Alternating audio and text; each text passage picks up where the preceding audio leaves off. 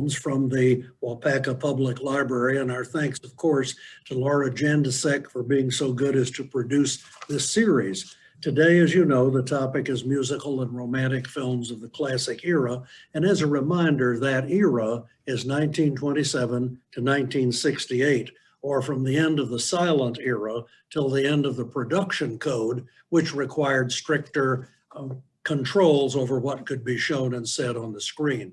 So 1927 to 68. We'll be looking throughout the era, but we'll of course start chronologically. I think it's important to remember the specific age in which these musicals and romances were made. By that I mean in 1927, sound came to the screen and almost immediately followed the Great Depression in 1929. Audiences were very interested in escape, as you've heard said over the years. They wanted to be entertained, they wanted to be reassured, they wanted to think about something else besides the fact of the price of everything. So during the Depression and then World War II, the movies were very important. On September 1st, 1939, things changed again during the time when England entered the war. And at that time, Jesse Matthews and Vera Lynn got England through the Depression and the war, and the United States entered the war in 1941, of course, with the attack on Pearl Harbor. You know all this history, but I think it's important to remember that these films were made during this period, the post-war uncertainty, Korea, the Cold War, and it was the business of these movies to get us through these difficult passages in life. So we will take a moment to look today at these related genres. We have already done the mysteries last time, and back in November, the Westerns, available now on YouTube. But now we're taking a look at the musical and romantic films. We'll start with a historical overview, and as we go, I will pause and highlight a total of 11 films that I think particularly important and significant and recommended for you to view. Couple of cautions. There are hundreds and hundreds of musical and romantic films. I obviously cannot cover these all in the space of 1 hour. And in order to chop some of that time off, I will not be able to talk about the animated musicals. They are very good. Snow White and the Seven Dwarfs, Cinderella, Gulliver's Travels, and many others come to mind. But just in the interest of time, I've had to arbitrarily put aside the animated films, perhaps another talk for another day. And then a reminder, what do I mean when I say genre films? Perhaps this is your first time with me, so let me define the term briefly. A genre film refers to a specific, definable type of movie with certain frequently repeated conventions. Westerns, mysteries, horror movies, science fiction, World War II movies. The best way to think of this is if somebody were to ask you during the heyday of these pictures, are you going to the movies tonight? And you said, certainly are. They said, what are you going to see? Well, very few people, if they're talking about just a regular movie that is not a genre film, they're not going to say, oh, I'm going to see a movie about the human condition. It's about the stresses and strains of everyday life, and we have to be concerned about the people and think about what happens to them before and they don't say that. What they do is they tend to categorize the movie by type or genre. I'm going to see a Western. Oh, we're going to see a mystery tonight. Oh, we've decided we're in the mood for a musical. So that way you can classify what these are. The Western repeats its conventions. You've heard about the black hats and the white hats and the good guys, the bad guys. The mysteries repeat their conventions. The detective solves the crime. The movie is over, QED. And the musical and romantic films have their conventions, many of which we'll discuss along the way. Well, let's get right to the chronology and get started with the preliminaries out of the way. In 1927 was a major year for the musical. First, it was the beginning of the sound era. You can't do very much with the musicals during the silent era, though some efforts were made. But it really comes into its own, of course, in the classic era. In 1927 on the stage, Showboat debuted, and it's considered by many critics the first musical stage play with an integrated sort of story, follows a story, the songs reinforce the story, as will happen later in Oklahoma and many others, instead of just, oh, a musical review. You know, sometimes they would have music in the movie, music, music, music, but they wouldn't have really any kind of story.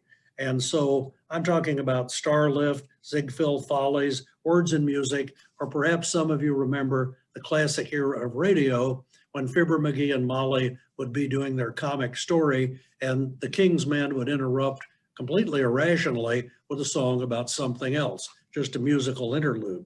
So Showboat got the ball rolling with musicals that were straightforward story presentations.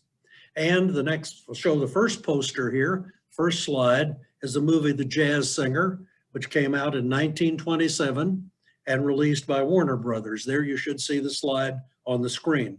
In 1996, many years later, the National Film Registry admitted The Jazz Singer to this Library of Congress honor. They bring in only 25 films a year, and this one was acknowledged for its historical, aesthetic, and cultural contribution.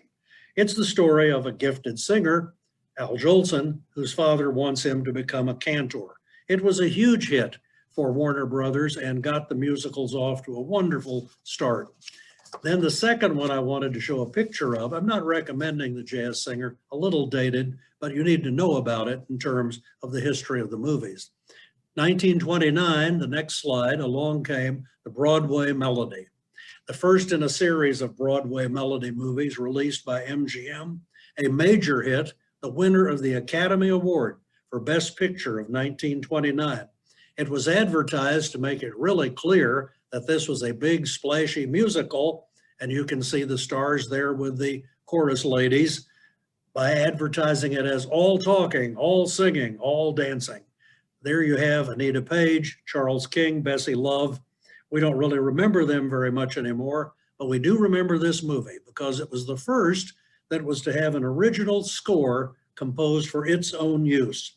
They weren't too sure that every theater in the land had yet been able to introduce talking technology. So just to be safe, MGM even released a silent version of this movie 2 years after sound came in to the rural theaters and the small theaters so that they could show it with a little three-piece orchestra perhaps for musical accompaniment.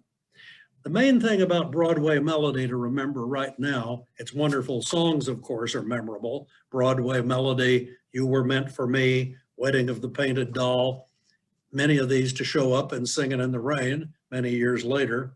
But the thing to remember about the Broadway Melody is it's a subtype of the musical genre. I want to talk to you today about 3 or 4 subgenres within the genre. This one is subgenre number 1, the backstage musical. Now, backstage musical, as you can imagine, is always about let's put on a show. It can be Judy Garland and Mickey Rooney, let's put on a show in your father's barn, in the many movies they made together. Or it can be more seriously, a big production that is about to go on stage. There's always a love interest, of course, often a triangle, often several love interests in triangles. But by the easy expedient of putting on a show, they could showcase the music and showcase the actors and actresses, have a fairly thin plot perhaps. They could see rehearsals, they could see backstage, they could show us the Cinderella story of a young person, usually a female understudy, becoming a star as a result of the show and so forth and so on. Easily adapted from stage musicals, or as in the case of Broadway Melody here, they had their original score, as I said. And there would be many other Broadway melodies. That's MGM. Warner Brothers, another major studio of the day, was right in there with its own brand of musicals. And here comes the next one, a portrait of Ruby Keeler, star of 42nd Street. There she is. Ruby Keeler was immensely popular from 1930 to 1941. This is recommended movie, my list of recommendations, number 1 for today, 42nd Street, released by Warner Brothers in 1933. She made 7 films with Dick Powell, and of course movies with other folks, as Dick also did. But they made 7 together, and this was the one that really brought them together to public attention. There was even a revival of this durable musical on the stage in 1980, directed by Gower Champion. And of course, one reason it survived, 42nd Street, is the words and music by Al Dubin and Harry Warren. 42nd Street itself, the wonderful song, You're Getting to Be a Habit with Me. And my personal favorite, of course, from this, Harry Warren was very interested as a composer in railroad music. Did you ever think of that for a sub genre? Very interested in trains. And he wrote the music for Chattanooga Choo Choo, on the Atchison, Topeka, and Santa Fe, and this song, Shuffle Off to Buffalo, which is in 42nd Street. He wrote them with different lyricists. This time it's Al Dubin.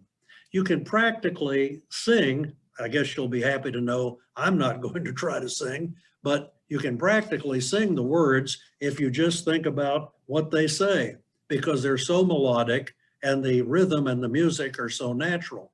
So when Ruby Keeler and Charles Townsend sing about their train trip on their honeymoon, does this ring a familiar chord with you? To Niagara on a sleeper, there's no honeymoon that's cheaper, so away we'll go. That's the way we shuffle off to Buffalo. And for just another quarter, we can have the Pullman porter put the lights down low. That's the way we shuffle off to Buffalo. And then Ginger Rogers and Una Merkel singing from the top berth of the Pullman on this stage set. If she knew what we know, she'd be on her way to Reno in a week or so. But that's the way you shuffle off to Buffalo. 42nd Street also has wonderful dance numbers staged by Busby Berkeley, the master of choreography of these backstage musicals and many, many others. He had developed, his technicians had developed a single moving camera, which they used overhead from the sides. It was much more than camera up and film a stage play. In fact, in his book on Hollywood genres, Thomas Schatz, the great authority on this, says that the fluid camera was, quote, the single most significant formal development in Hollywood 30s musicals.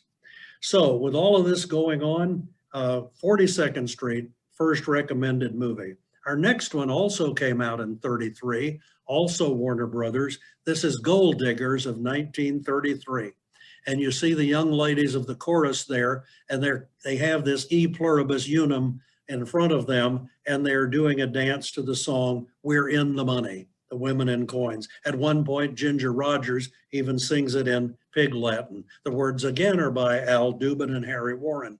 This movie was in production fast in order to take up on the popularity of 42nd Street.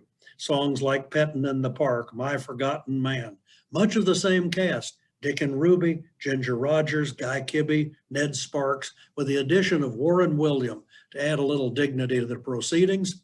Warren William, the man who played Philo Vance and the Lone Wolf. Similarly, a backstage musical, Busby Berkeley again. And as you might tell from this shot, a little bit of pre-code naughtiness, absolutely. The code came in, the production code, in 1934. These movies came in 1933. You can think of many other backstage musicals later. We'll just leave this slide up for a moment. A Chorus Line, 1985, of course, all about backstage. Chicago, 2002, somewhat about backstage. And The Boyfriend, way back in 1971, when Sandy Wilson's musical play was turned into a backstage musical comedy by Ken Russell. But all of them have similar plots, the romantic couple putting on the show, or as we leave this particular section for a moment, you might have the words of Warner Baxter ringing in your ears when he says to Ruby Keeler, who has to go on stage and carry the show, it's opening night and tryouts in Philadelphia. They're on the way to the show. This is 42nd Street again, and the leading lady sprains her ankle, and Ruby Keeler has to be out there to be the star of the show. And Baxter's famous line, much repeated in other movies, Sawyer, you're going out there a nobody, but you're coming back a star. And that's the tale of the backstage musical. Now we move on to a romantic sort of star persona musical, we'll call it. Musicals that featured these stars, and these stars were so big that they could carry lots of different material. This particular slide we're going to now is from Top Hat, released by RKO in 1935. It wasn't all Warner Brothers and MGM. RKO Radio had its own fans. Of course, Ginger Rogers and Fred Astaire. Ginger from Independence, Missouri, Fred from Omaha, Nebraska, but they made international music. This movie, Top Hat, is my second recommended movie for your list if you're keeping a list. You can also watch many others, but this one is good. It has Dancing Cheek to Cheek, Top Hat, White Tie and Tails, Isn't This a Lovely Day, and the major production number, The Piccolino. Of course, Astaire and Roger's star persona was so important. As more than one author has said, they worked so well with each other. Not only did they dance beautifully, but as critics say, she gave him the necessary sex appeal, if you will, and he gave her the class. And between them, boy, they certainly moved, and they moved audiences for a long time. From 33 to 39, they made 8 films together and one more in 49, The Barclays of Broadway. The beginning ones all for RKO Radio, Flying Down to Rio, The Gay Divorcee, Swing Time, Follow the Fleet, Shall We Dance, Story of Vernon and Irene Castle. You can pick any of them if you want. It's a matter of personal preference. Top Hat to me is about the quintessential movie in which everything works. And other stars that I'll be talking about today, Cary Grant, Katharine Hepburn, Jeanette MacDonald and Nelson Eddy come to mind right away, as well as Judy Garland and Mickey Rooney and other famous couples. But in a star persona, maybe Jeanette MacDonald and Nelson Eddy will do as well. I don't have a slide of them, but they just had Bittersweet on Turner Classic Movies last night, and others of theirs still play. Maytime, Rosemarie, Girl of the Golden West. So the kind of interest in the splashy musical and the romantic couple gets us into our second sort of genre. But now I want to talk about a specialized category. What were the other studios doing? While MGM and Warner Brothers and RKO with Fred and Ginger were out for the musical audience, the others didn't give up. Here from 1942 is a splashy poster coming up from Springtime in the Rockies. And there you have it. Betty Grable, John Payne, Carmen Miranda, Harry James and his band, and down at the bottom, the comedy relief from Charlotte Greenwood and Edward Everett Horton. My goodness, what a splashy poster. Look how that Cesar Romero and Betty Grable dancing over that bowed Springtime in the Rockies. And it was, of course, the Canadian Rockies, by the way, if you hadn't seen it. And typical of Fox, they like to go international. They had movies out like Down Argentine Way. They like to feature Carmen Miranda. Busby Berkeley did a number of specialized films for them as well. And then, while we leave that poster up, I'll mention in passing, you also have the biographical musicals. It was very easy to put together a biographical musical. You followed the course of the life of the star, and then you talked about his, her, or their musical collaborations. And so you went forward with the music, because you already had the music. Those are famous songs they had written. You picked the best one. Sometimes you fictionalized a little bit, but you certainly went forward. Republic released I Dream of Jeannie in the early 50s, story of Stephen Foster. Yankee Doodle Dandy, much earlier, Warner Brothers, 42, of course, James Cagney and his Oscar-winning turn as George M. Cohan. Three Little Words about Burt Kalmar and Harry Ruby, the songwriting team with Red Skelton and Fred Astaire, released in 1950 by MGM. And in the era past the classics, that has continued, hasn't it? Loretta Lynn, depicted by Sissy Spacek in the great little movie Coal Miner's Daughter, and then Bohemian Rhapsody and Rocket Man in recent history about Queen and Elton John. And so that genre continues. And another little genre, subgenre, the B musical. We don't think about it, but you know, in those days, the B pictures were still being produced by studios like Monogram and Republic and Columbia, and they had their share of musicals. Bill Haley and his Comets, certainly. People would say late in the classic period, the Elvis pictures in some ways were B movies with A productions. They had titles like Bop Girl Goes Calypso, 1957, released by United Artists. And the one I want to show you right now, we have two slides of B pictures. This one is Desi Arnaz and Holiday in Havana, released by Columbia in 1949. Yes, I've seen it, and no disrespect to Desi, not particularly recommended. Leonard Maltin, the critic, calls it bargain basement musical entertainment. But it's significant for fans of Desi and Lucy because it is about a year before Desi hits it big with Lucy on television and I Love Lucy, and the girl there is not Lucy but Mary Hatcher. The movies were not very careful about how they handled internationalism, and Mary Hatcher is obviously not Cuban, but she is playing his Cuban girlfriend in this B picture directed by Gene Yarborough. 2 years later, Gene, who directed a number of B pictures in all genres, had another one out. We have another poster here for this before we leave this arena. Casa Manana, released by Monogram in 1951. A big splashy poster for what is really a black and white 73-minute movie. But let's look at it for just a moment because it did try for a certain amount of internationalism. The stars are over there on the far right, middle upper right, Virginia Wells, Robert Clark, Robert Carnes. You probably don't remember any of them. The two top ones are pictured right up there above. But then look at the bands they choose. Not only Spade Cooley, all right, and his Western band, Hadir Jimenez, okay, the Rio Brothers, Armando and Lita. This was an attempt, you see, to go all over the world to Latin America and to have songs like Cielito Lindo and The Bounce and so forth, as they're listed here, Madam Will Drop Her Shawl, that are either sung in Spanish or have Spanish components. Oh, Casa Manana, another example of a B picture. I'm afraid it's not particularly recommended, however. And I want to mention, while we leave that up a moment, that Turner Classic Movies this month of March is featuring the films of Doris Day. They're not all musicals, of course, but the early ones certainly are. And now we're coming to a Doris Day poster, which we'll show next. Warner Brothers in 1951, Lullaby of Broadway. Here we have Doris with Gene Nelson. This is my third recommended movie. It's really a recommendation for any Doris Day musical of this era. Romance on the High Seas, certainly a good one, her first one with Jack Carson and Janice Page. And then moving along to Tea for Two, Lullaby of Broadway, on Moonlight Bay. That trio of Doris Day pictures came about because Jack Warner, the Warner Brothers executive, discovered that they had lying around all kinds of rights to old music, and the rights were not doing them much good because the music was not being purchased these days, and they were not managing to get the maximum out of it. So they had the idea that they would put together material they already had, songs like Lullaby of Broadway, You're Getting to Be a Habit with Me, and they would make stories out of them.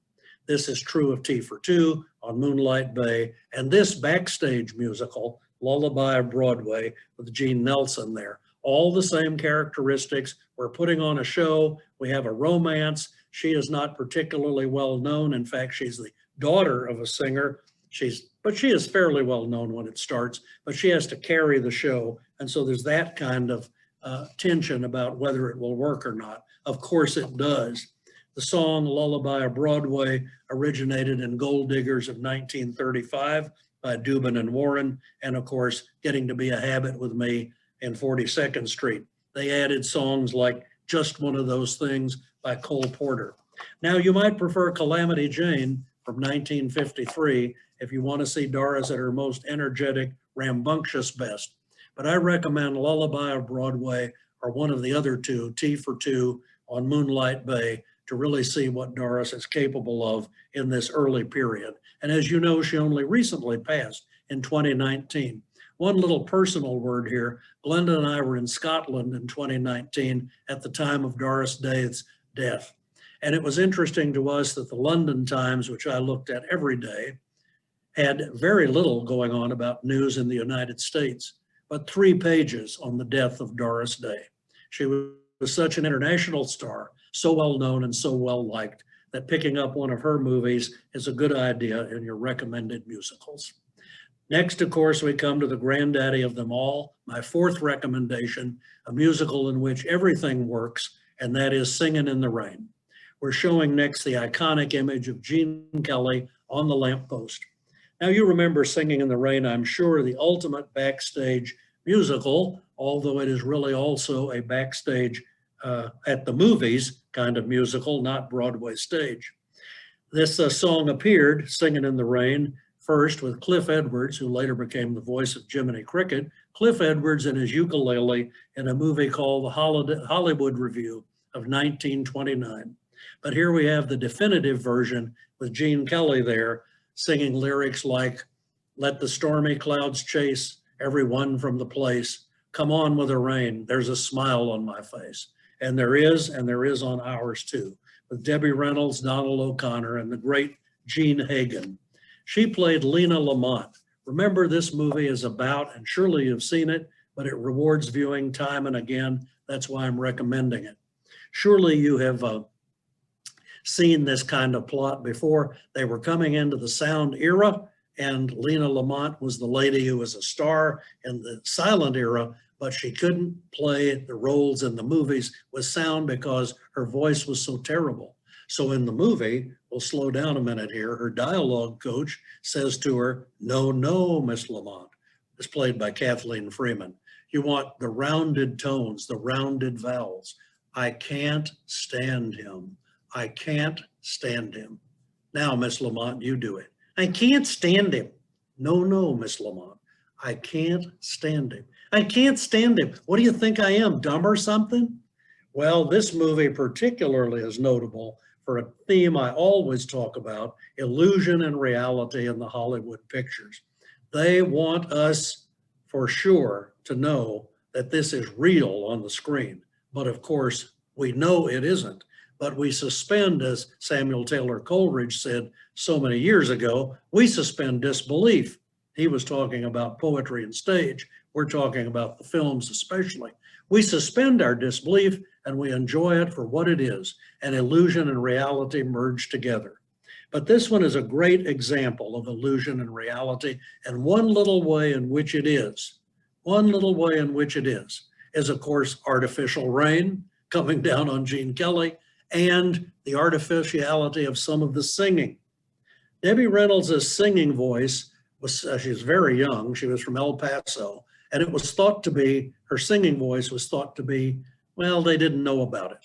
So she sang some of her songs, but in more difficult ones like the song, Would You, I Would You, she had to be dubbed by a lady named Betty Noyes. So Betty Noyes did the voiceover and Debbie Reynolds mouthed the words. Okay, but this is a movie about dubbing somebody else's voice. And Debbie Reynolds is supposed to be dubbing Jean Hagen's voice when singing for her. And also they thought there was too much twang, the studio executives thought, in Debbie Reynolds' voice for some of the spoken system. So who did they get to dub Debbie Reynolds for the spoken word? And for dubbing Debbie Reynolds, dubbing Jean Hagen, they used Jean Hagen, the actress who had a naturally cultivated voice, but was doing Lena Lamont strictly to get an Academy Award nomination for wonderfully stepping outside her normal voice. So Debbie Reynolds dubbing for Jean Hagen, who is dubbing for Debbie Reynolds, and Betty Noyes dubbing for Debbie Reynolds part of the time as well. Movies, illusion and reality, but enjoyable nonetheless. Now we're going to move from the backstage musical to another subgenre, the folk musical, and we're putting up on the screen a poster of one of the major folk musicals, Oklahoma, with Shirley Jones and Gordon MacRae, released by 20th Century Fox in 1955. What is a folk musical? It's a kind of musical that has lots of singing and dancing by large groups, choruses, dancers, ordinary folk, supporting characters. The focus might well be on the romance, as it is here between the two stars, but the musical turns into a big, splashy production, featuring a line from The Wizard of Oz, you might say, that happiness is in your own backyard. The folk musical celebrates traditional values, uses a lot of music and dance derivative of real folk music and dance. The Harvey Girls, Seven Brides for Seven Brothers, Oklahoma State Fair, The Music Man, and many, many others talk about the kind of material that you have. Think about Oklahoma for a moment. Certainly you have the tender songs, but you also have the big numbers. Territory folk should stick together. Territory folk should all be pals. Oklahoma itself, a huge number. I just got back from Kansas City, another number with Gene Nelson. Big numbers, splashy dances, lots of just plain folk. One of the key lines from The Farmer and the Cowman Should Be Friends typifies the musical Oklahoma when the actress Charlotte Greenwood as Aunt Eller sings, "I'd like to teach you all a little lesson and learn the words by heart the way you should. I don't say I'm no better than anybody else, but I'll be danged if I ain't just as good." The folk musical. And in 1962, we'll get the next slide up here, please. We're showing a scene from 1962, Warner Brothers' The Music Man by Meredith Willson. This is my 5th recommended musical. I can really vouch for most of all these, except the B pictures, but this one I think is worth a particular stop. Shirley Jones and Robert Preston, look at the folk, a 76 trombones number, the people gathered on the street to see their kids marching in the band in the rousing conclusion with 76 trombones. You also have wonderful little lyrics between the lovers, "Good night, my someone, till there was you," but you rouse along with "We got trouble in River City," which is a Robert Preston number, but a huge chorus of people backing him up.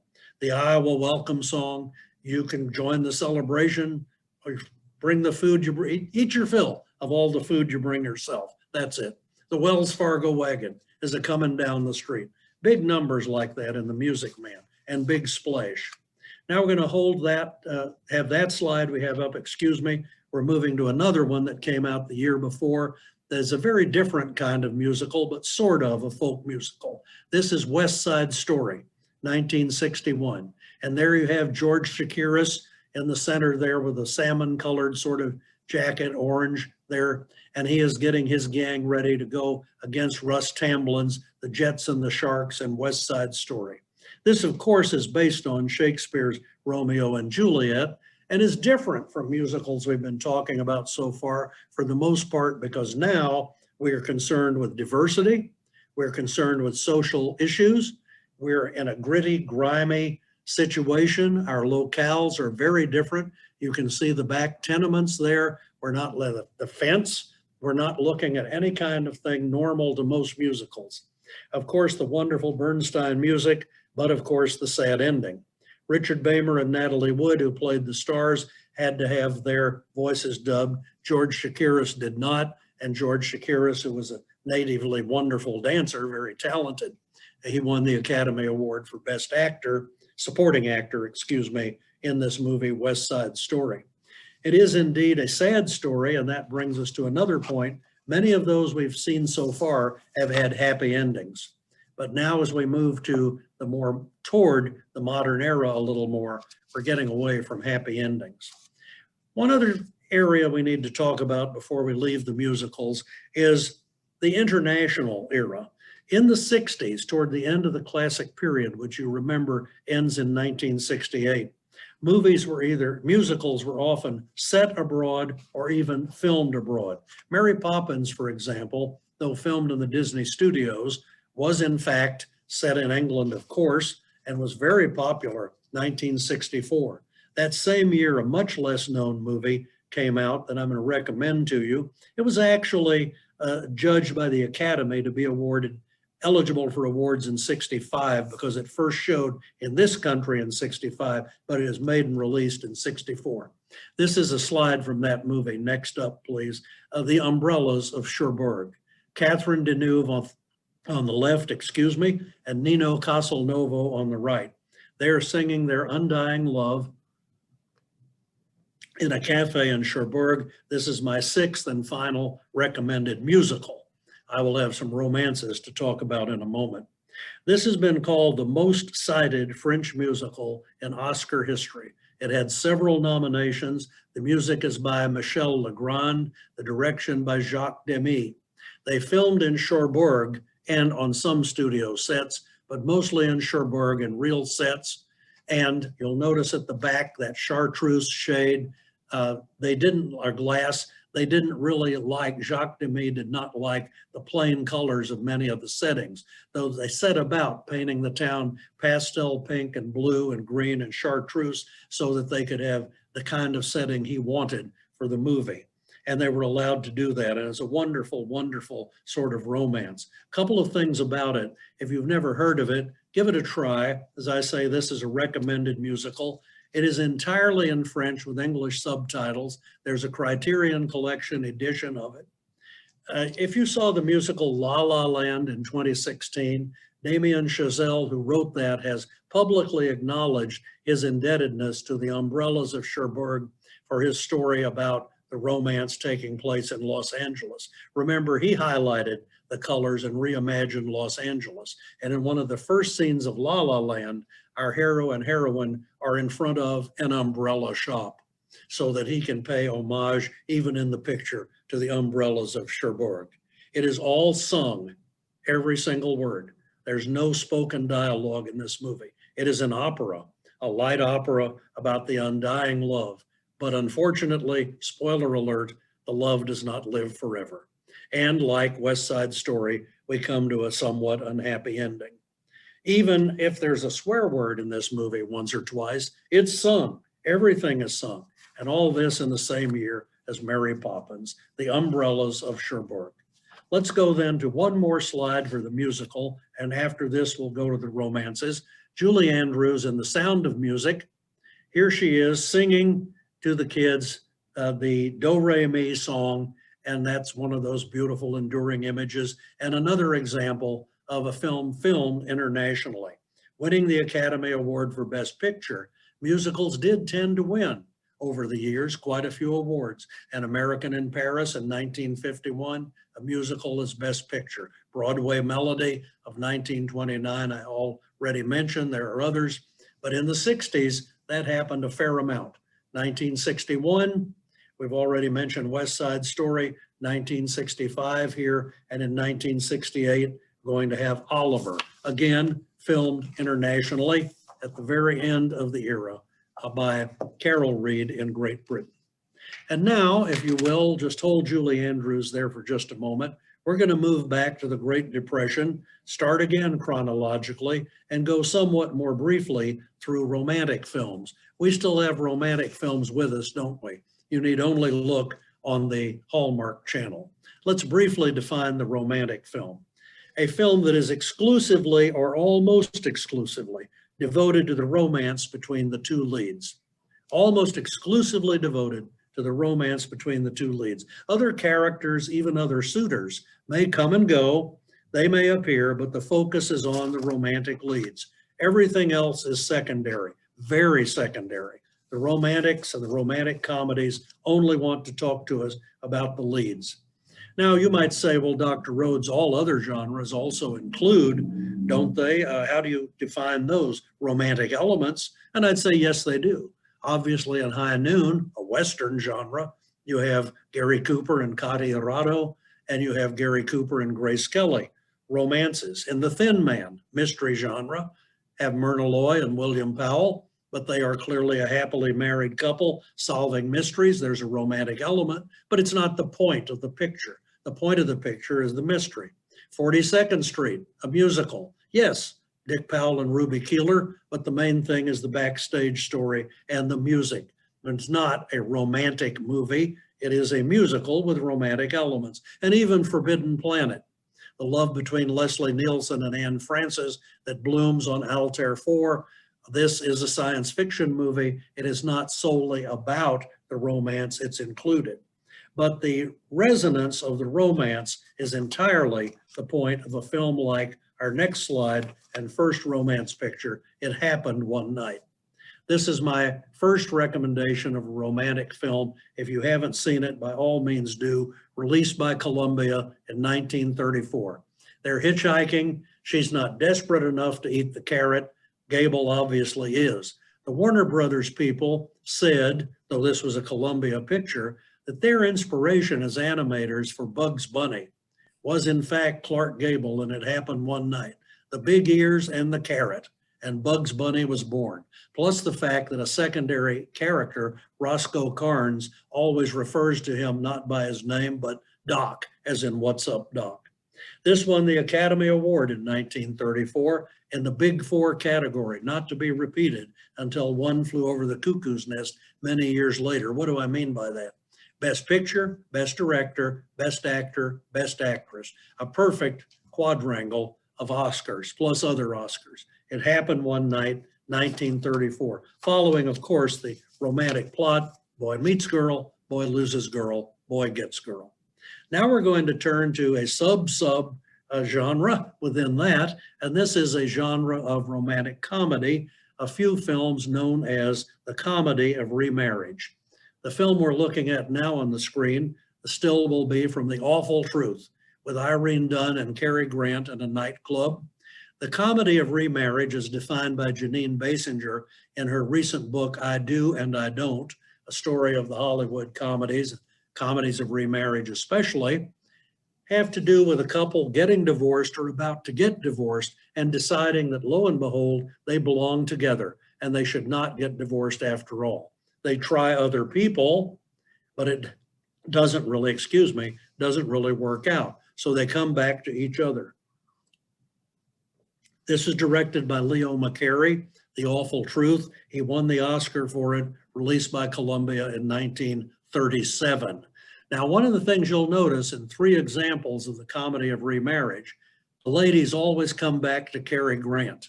The husband that they are about to leave come back to Cary Grant.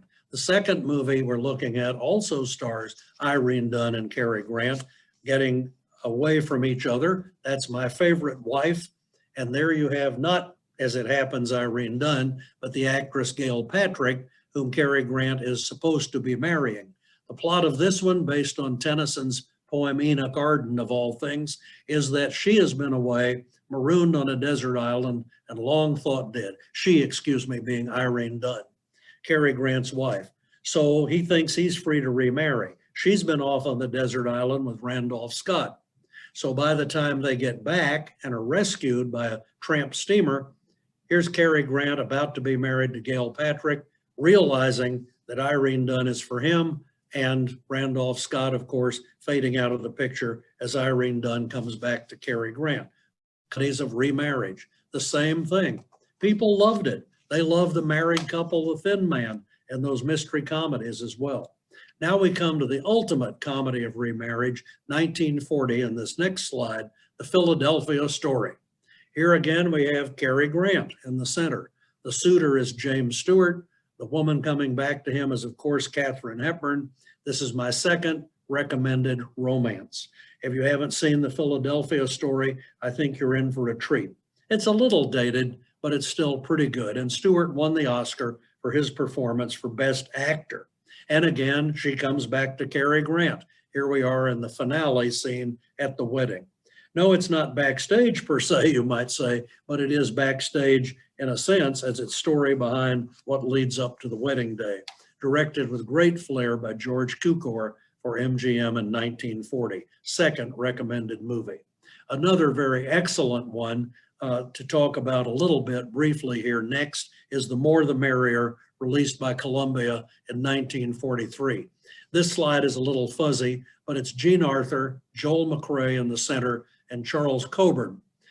In Washington, D.C. during the wartime, it was very hard to get accommodations, and so Jean Arthur had an apartment. She sublet it to Joel McCrea. He sublet his part of the sublet to Charles Coburn on the right, who won the Oscar for Best Supporting Actor. And before it's all over, they will be in love, and Coburn will have subletted his part of the sublet to about a dozen or so characters from the streets.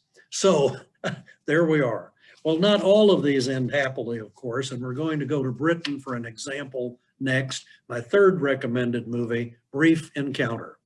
Here we have Celia Johnson and Trevor Howard in the tea room of the railroad station at Milford Junction in this Eagle Lion release of 1945, directed by the great David Lean, also responsible for Dr. Zhivago, Great Expectations, The Bridge on the River Kwai. And here the director turned his attention to a simple romantic story between two people who meet in a train station. But the problem is she is already married. And so it cannot end in 1945, especially, it cannot end and will not end with the two of these lovers staying together. And it has a sad ending. And in the romances, as opposed to the Westerns and the mysteries and the other genres, and the musicals, we are almost always most emotional and most happy or most sad at the ending. Depending on how it comes out, we leave the theater one way or the other, strongly moved in the romances. This one has to violate, the boy gets girl. One of the things that's really interesting about this one, her beautiful eyes. Celia Johnson was wonderful in this part, later to be outstanding in the prime of Miss Jean Brodie in a supporting part. But here she is making the most of this part. And this is an example of the woman as the viewpoint character. So many of these, of course, it's boy meets girl. Boy meets boy always comes first. In this one, she is our viewpoint character.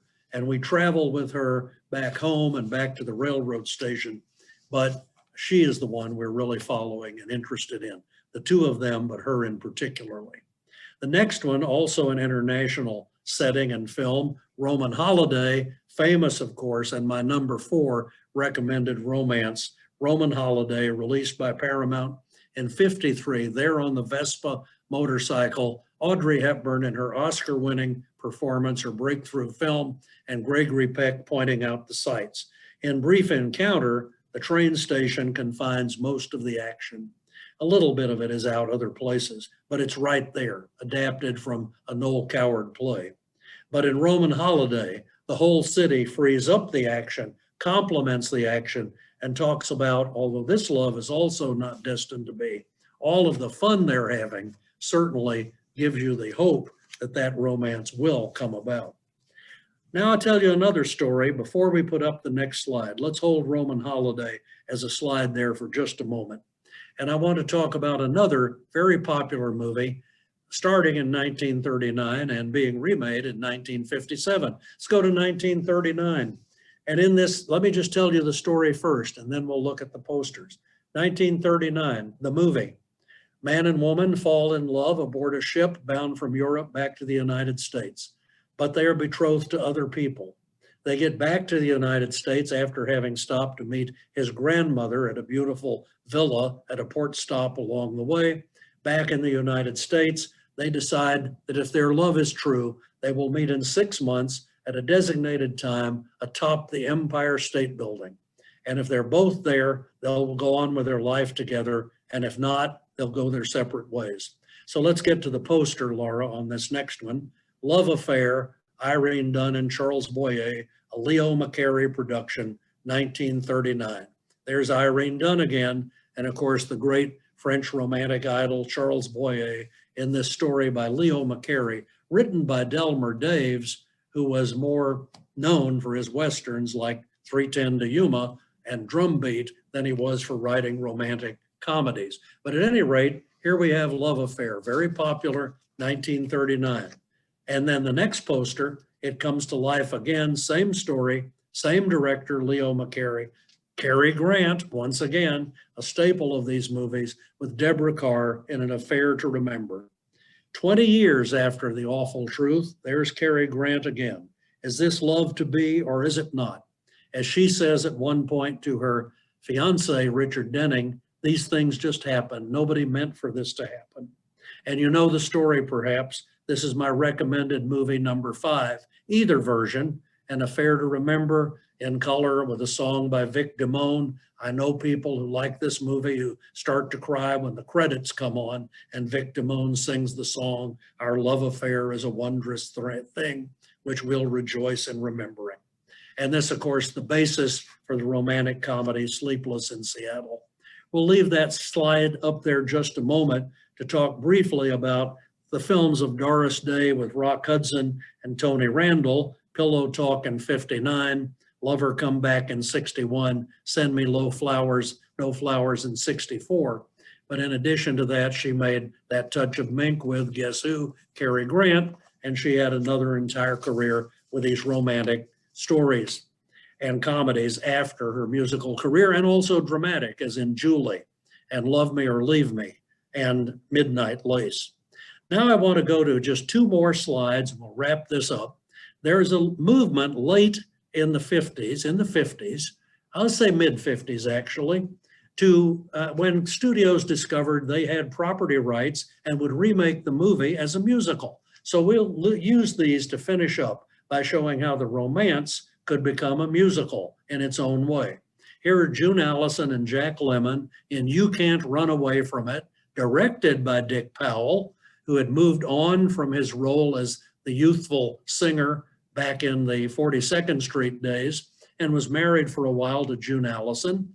And here they are in the Walls of Jericho scene in this musical, black and white slide, but a color movie, You Can't Run Away From It, released by Columbia in 56. The Awful Truth had shown up in 1953 as a musical called Let's Do It Again with Ray Milland and Jane Wyman.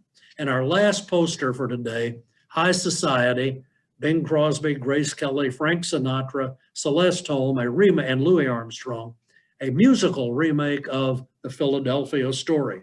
So Philadelphia Story, 1940, with Grant and Hepburn and Stewart, and here we have Crosby, Sinatra, and Kelly in 1956. All of these done because we wanted to merge together the musical and the romance. Shows how close these genres are. We'll leave this poster up for a moment while I talk about some other modern movies, classic and modern, you may want to check into for romances. Summertime with Katharine Hepburn and Rossano Brazzi, 1955. Three Coins in the Fountain, of course, with the three couples, 1954. One in Venice, the other in Rome. More recent romantic comedies that I know Glenda and I enjoy, and I'll just recommend that you might like. A New Leaf in 1971, Walter Matthau and Elaine May. The Great Moonstruck with Cher's Academy Award performance in 87. Sleepless in Seattle, 1993. And if you haven't seen them, you might check in to the two-person movies, which really are basically only two people, following the relationships of Julie Delpy and Ethan Hawke in Before Sunrise, 1995, and Before Sunset in 1994. So we finished our slides and we're back to the opening credits. I'm about to take questions. So I just want to quit by saying we've come to the end of this overview of these two related genres, separated in part by their styles, musical or otherwise.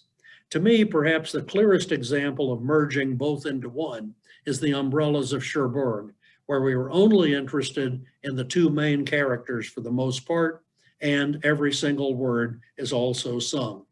These films carried our ancestors through war and depression. They are still entertaining us today. And I hope you have enjoyed this review of the musical and romantic genres and will join us again on Thursday, April 1st for the final installment in this spring series from the Wapaka Library, Creature Features, Nightmares, Horrors, and Science Fiction of the Classic Era. Thank you for attending this afternoon. Thank you, Jack. That was wonderful. So now we're going to open it up, and if anyone has any questions or any comments that they would like to share with Jack and the rest, please type them into the chat box. You can type it, send it to staff or to myself, Laura, and we will relay those. So we are awaiting questions. Where would you type? Oh, there's a chat. Yeah. I guess you click on that and then type. I see Dick and Sandy on the screen. Oh, yeah. We've enjoyed it, Jack. This was fun. Thank you. Thank you. Good to see you. And it looks like Lynn Murtha said, thank you, delightful presentation. Thank you. Well, no real questions so far. We don't have to have questions, but if there are any. Oh, okay. So someone typed one out to Jan. What does Jack think about The Graduate? And this is from Robert Herzog. What, as The Graduate, yes, that's a very interesting question. Right at the end of the classic era in 1967, The Graduate I would call as, it's a movie that has so many dimensions. We are certainly interested in the romance between the two. And of course, more than two. Not only the romance between Dustin Hoffman and Mrs. Robinson, but also her daughter. So we're following that very carefully. It is not a musical in the sense of people breaking out in song, as you know, and that's really a requirement of this genre. I should have stated it more plainly. But it is a movie that had a tremendous impact on musical history of the movies, because this movie had that wonderful score by Simon and Garfunkel. Up until this time and through the height of the studio era, we had had a situation where they had orchestras, MGM Orchestra, RKO, and they produced this music for the soundtrack. They had all kinds of musicians that were on hire. They had Anton Karas in The Third Man, you know, the zither and so forth. But then when they figured out that they could do a soundtrack of wonderful songs, some original, some new, and some old, and so forth, they could do whatever they wanted and mix it. They didn't need the big studio orchestras anymore. The music carries The Graduate. I agree with that. It is not a musical, but it's certainly a movie in which the musical is undeniably there. And it's another case where the music is almost singable, because as you talk it, you sing it. Robert Preston's character says in The Music Man, remember, singing is just sustained talking. And that's because if you have the words, you can sort of see where the music is going once you know the words. So here's to you, Mrs. Robinson. Jesus loves you more than you will know. Ho, ho, ho, right? You're singing it as you say it. And that's a great question, because that is saturated in music. Not a moment goes by from Benjamin in the pool to any other arriving at the airport. It's all music, and we're drenched in it. And yet it isn't, I would say, thought of mostly as a musical, but a picture with profound, serious consequences, immensely popular and still very popular. Some of the lists I've seen said that in adjusted ticket sales, it may be the third or fourth best-selling movie of all time. Okay, good question, Bob. And Robert indicated that that was one of his favorite romances. Well, it is a wonderful romance. So I'm trying to answer it as both a romance and a musical, because it does have both elements. Good And one. are there any other? Just barely. Yeah. Any other questions or comments that you've got for Jack this afternoon? I must have covered it all, Laura. I think you did great. Okay. Thank you very much. Okay, thank you. Goodbye, everybody.